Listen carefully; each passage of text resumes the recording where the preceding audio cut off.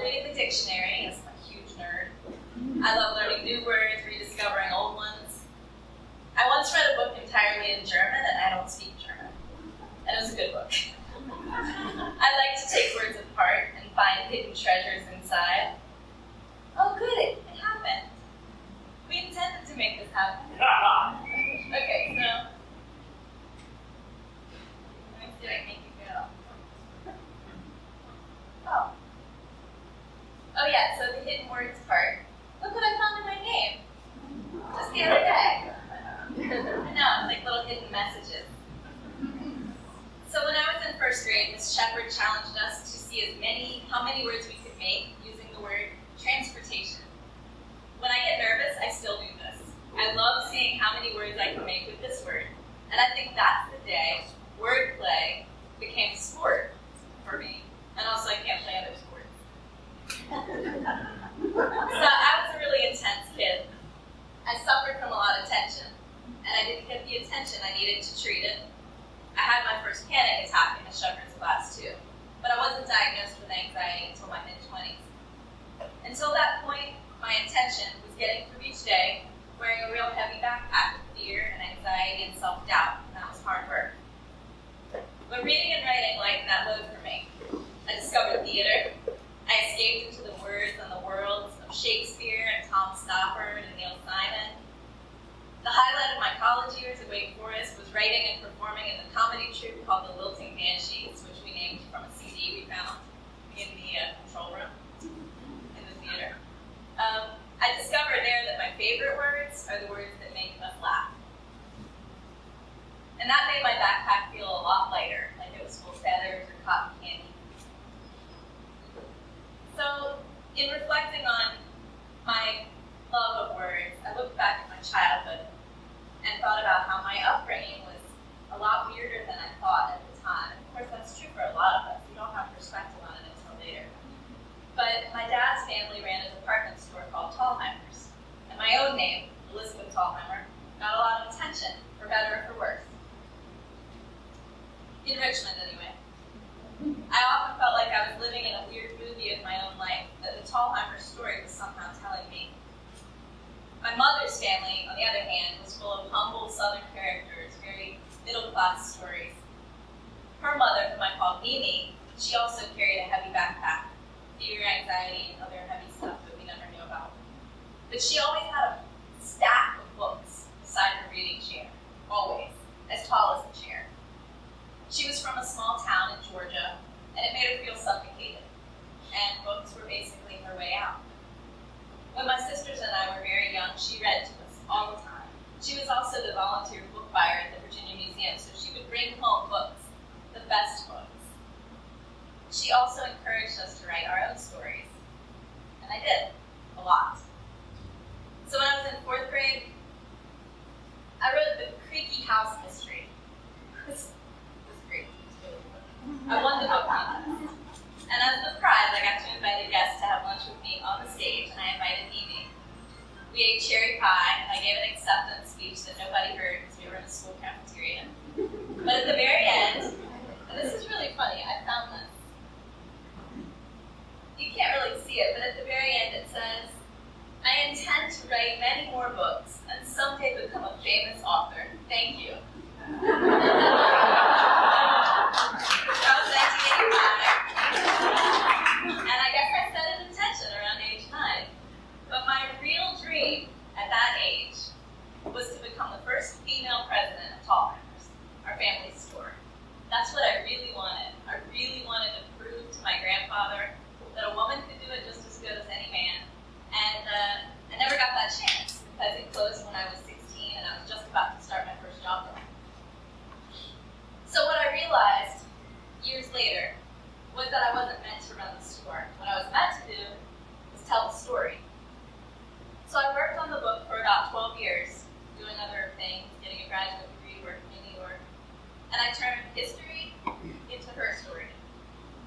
It helped me to discover myself, it helped me do my inner work, it helped me deal with my anxiety and that heavy backpack, and it got a lot lighter over the course of writing this book.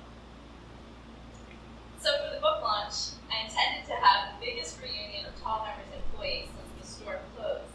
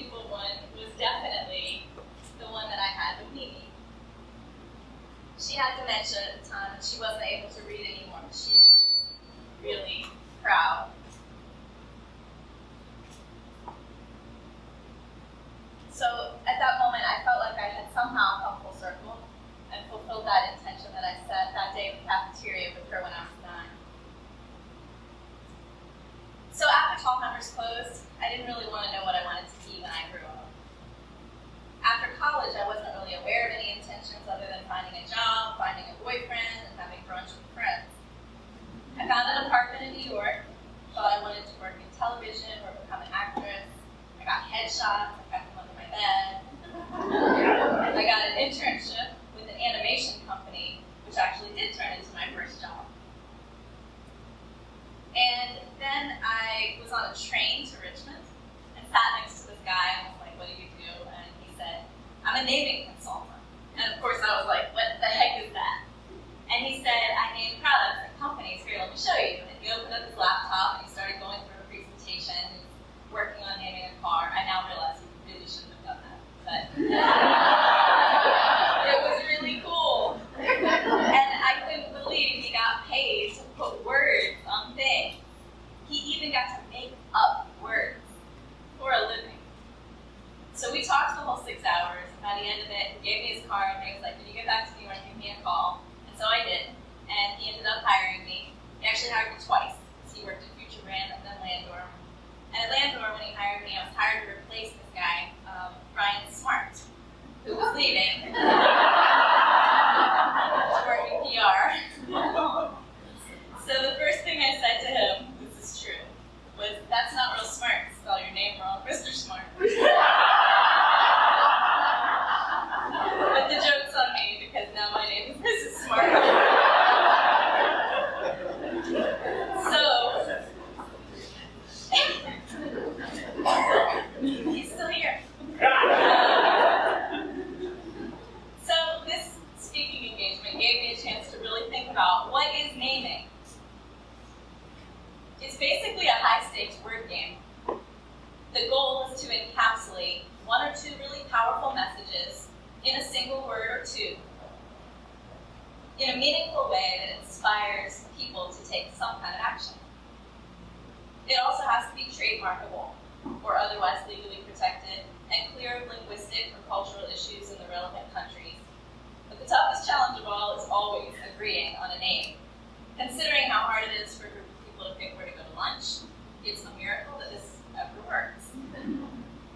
So with each project, I asked the client to overshare, to share strategy documents, missions, visions, business plans, prototypes, org charts, word lists, images, and I consume all of this and then devise a creative brief that guides the work.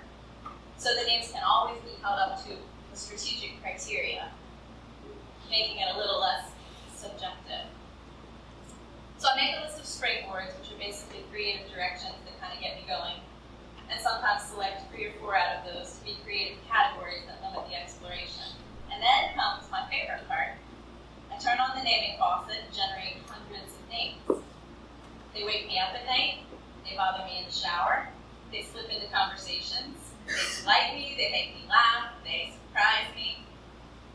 Once I have a solid list, then I go through it, hold the names up to the strategic criteria. I vet them for legal and linguistic availability using other consultants, and then I see what remains.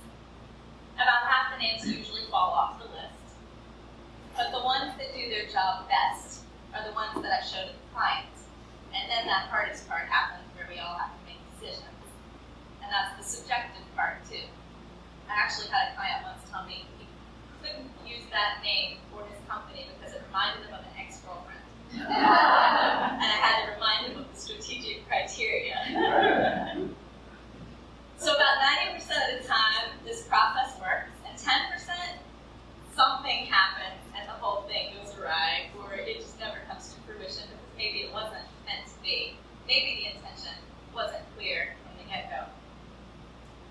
So sometimes I don't know what a client has chosen for a name until I see it years later in a grocery store or in an ad. But over the past 18 years, I've worked on naming more than 150 things. Interesting things. This was a genetic testing kit in England. Sort of boring things. Sorry, that's what you work for. Big things. Little things. I really did do that for food. Things that seemed really cool, like a lot cooler than I am.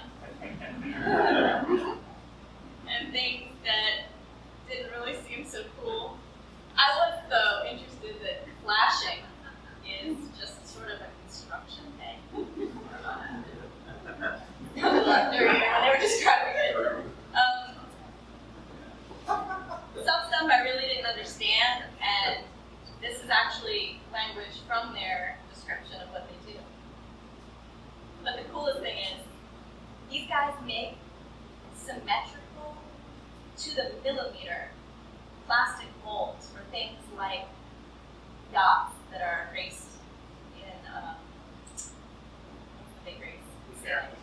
America's Cup. I was going to say the World Cup, but that's a different sport. Not a sport. So some things I did understand, like laundry. Some things would succeed, like in Viva. Some things didn't. EverDrive wasn't forever. And the strangest thing I ever named, can't believe I'm going to tell you this, was a device that literally prevents your female parts from falling out.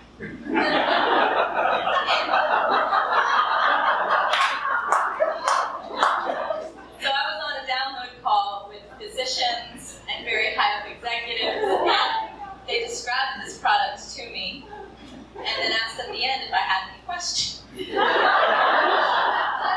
I was like, I have nothing but questions.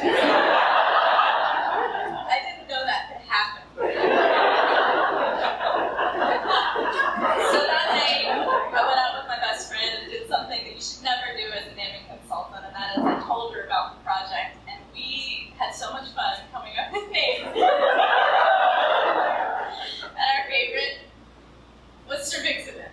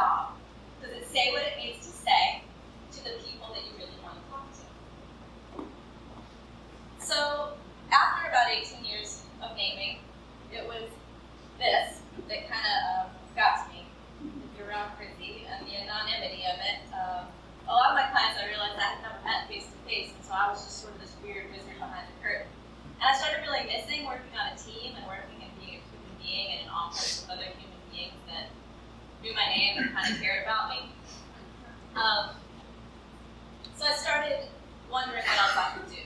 And I've been doing this for a long time, and it's a pretty niche thing. I wasn't really sure what else I could do. So naturally, I began writing a novel. The loneliest, hardest, slowest, least lucrative thing I could have done. I worked on it for about a year, and it was actually getting pretty good. But the story started overlapping with my real life in dangerous ways, and I accidentally destroyed a friendship. In retrospect, my intention wasn't really clear. It was definitely not clear to my friend. So I set the project aside. So I tried starting a business with a filmmaker friend, which also didn't pan out. After a few months, we realized that our intentions weren't aligned. So then I did something really weird. I decided to work for free. I realize this is a privilege, but I also recommend trying it if you're ever able to for any amount of time. Because what I realized is when you work for free, your only intention is to do what you're good at and to figure out what people value in you. This was a really, really cool opportunity. So I took on 2 projects, one big and one small, for local nonprofits here in Richmond. Over time, the big project got smaller, and the smaller project became my current job. So the big one was rebranding the Academy of Music. So I don't know if you all have ever heard of this place. It's just down the street. It's at Grove and Thalhimer. Its executive director, Linnell Ediger, is an extraordinary human being, and I cannot believe Richmond has her. She has selflessly shared her musical talents with Richmonders across the city from all different socioeconomic backgrounds, regardless of their ability to pay, as well as sharing her talents with Richmond Montessori School, which is where my kids go to school. My daughter Lila now plays the harp with the harp ensemble there. So the achievements that they have achieved together are performing at Carnegie Hall, performing at the White House, Sydney Opera House, venues around the world. And this was their brand. And I said to Linnell, I think that you can do better. I think you all deserve a brand that's as sophisticated and as accomplished as these kids. So we worked for about a year on this brand, and I think we achieved a name and a brand that performed as well as our students. It's the Green Spring International Academy of Music. So check them out, for real, you will be amazed. So the smaller project that I chose was mostly because of an amazing person who asked me to help. Her name is Rachel Douglas, and she's right there. And she's the executive director at Chrysalis Institute. So Rachel and I had worked on this volunteer project before, bringing a kirtan rabbi to Richmond, which was also really cool. And we agreed that working together was kind of magical. She inspired me to bring my A game, and I felt like I inspired her to bring hers. So she asked me to help develop a tagline and some website copy for Chrysalis, and I said yes. And after generating about 100 taglines, I realized that it was starting to feel like putting a Band-Aid on a broken leg. The brand needed a lot of work. It was kind of murky and difficult to understand, and I wasn't sure my taglines were working, or even if they did, what they could do for the brand.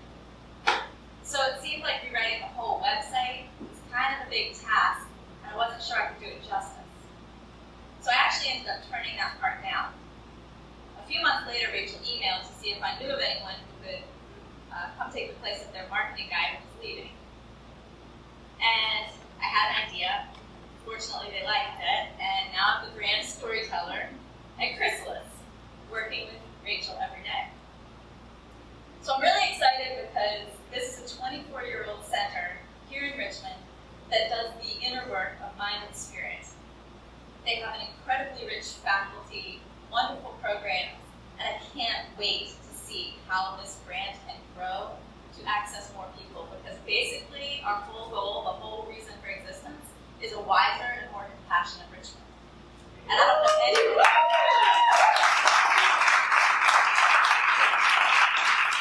So needless to say, I'm inspired every day. I love coming into work. I love the people that I work with, and a lot of them are right here. It's a small but very driven group. So over the past year working on these projects, I realized a couple of things. First of all, that money is not the only currency. And that was a hard one for me because I'd always thought of making more money, having bigger clients, getting a better job. I mean, that's just the way the world worked. But how much of my intention was making more money? And how did that drive what I chose to do? And was that what was most important to me? I also realized that my authentic intention, that I kind of had all along, even though I didn't realize it, was to use words and stories to elevate extraordinary people to do what they do a little better. This is what energizes me the most. I can't tell you how much I love doing it. I actually hadn't thought much about the word intention until I was asked to speak about intention. And I had also met someone named Peggy Siegel. We had both presented our books to the same book club, and when I met her, she said she was an energy healer and an intuitive mentor, and that sounded like weird magic to me. But as it turns out, she is an amazing listener and a very insightful human being. She also happens to be a guru on the topic of intention. So what Peggy taught me is that intention is different from New Year's resolutions or wishes or fantasies or goals. It's a way that you align your inner truth and your integrity with the choices that you make every day. It's sort of an inclination that she said you lean into that takes you in a specific direction. So Peggy also taught me that there's a real process for writing an intention. She says that writing an intention, it helps you become more aware of it so that you can lean into it and let it guide you. So she suggests starting with the words, may I. For example, may I notice what feels authentic today? Peggy also taught me that intention is happening all the time. It's like this ocean current. And if you're swimming on the surface of the ocean, you might not know it's there, but it's definitely guiding actually helpful to know which way that current is going. So when we were at lunch in April, I told Peggy that I was sort of freaking out because I was going to speak about intention at this thing called Creative Mornings, and I don't know anything about intention, and she does. And I was trying to just learn as much as I could so I could just tell you, here's what Peggy said. But then she just casually observed that every name I've ever created crystallizes an intention. And then I was like, oh, I do know about intention. That is what I do. And then I realized we all do. We just have to become aware of our intentions. We have to name them. And that can make a really powerful impact on the choices that we make. So, although Peggy, this is funny too. I realized Peggy's name, Peggy Siegel, she pegs things so clearly and sees things that gel. Like, I couldn't have branded her better. I told her this and she was like, that's amazing. So she's not practicing anymore and she's actually trying to figure out what her intention is right now. But she agreed to do a program to help you all understand intention and to write your own intention. And I found it so helpful that I've asked if we could bring it to Chrysalis, and she's going to do a program, Living with Intention, September 26th. So check out the website, chrysalisinstitute.org. And I know this will be amazing because she's amazing, and hopefully it will help you uncover your intentions like she helped me uncover mine. Also, you got to keep an eye on Chrysalis, because I'm telling you, we're going places and we've got a really great story to tell. So, I'm actually going to wrap things up doing something that I've never done before, which was my intention in accepting this, to do something I've never done before. And it's actually sort of full circle because I want to start in the way we started and ask you all if you're comfortable to close your eyes. So take a deep breath in and slowly exhale out. Relax your body. When your body is relaxed, your mind can be quiet. Take another deep breath in and exhale out everything that you're carrying that you don't need. Whatever's in your backpack that's weighing you down. Expectations, overwhelm, fear, inadequacy, being tired. Take another deep breath in, and as you slowly breathe it out, feel your body where it touches the chair, how your feet touch the floor, the sounds in the room. Try to go inside and connect with how you feel right now. Try to connect with what brought you here to Creative Mornings today. Here to this chair, here to this group, here to this moment. And just notice what comes up for you. Why are you here? Pay attention to your heart area. Maybe you can place a hand over your heart. What does your heart long for today? What can you do today to move toward that longing? I invite you to rest in that longing, in that intention, just for a moment.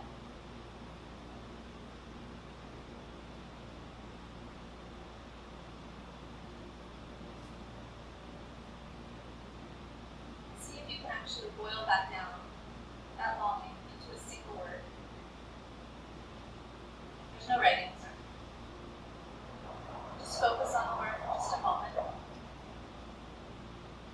How it feels. How it sounds. Imagine its shape. Imagine looking at it from the other side. Focus on how that word makes you feel.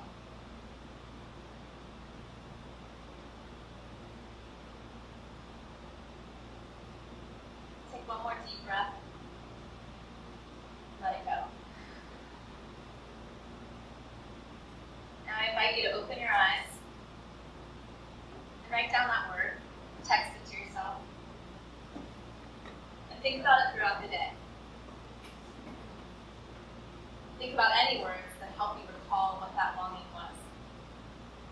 And then see if you can make that a practice that you do every day just for a minute.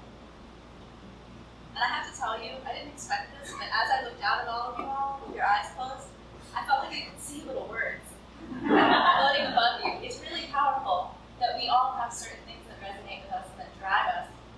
And if we could all just stretch into that longing and strive to reach those intentions, I think this would be an incredible city. My intention today was to share my words and my story with you, to help elevate you, extraordinary people, right here in Richmond, in your journey. And I hope that you can move forward, stretching every day to reach your creative potential. That's my little intention for you. So thank you so much for listening, and thanks for having me.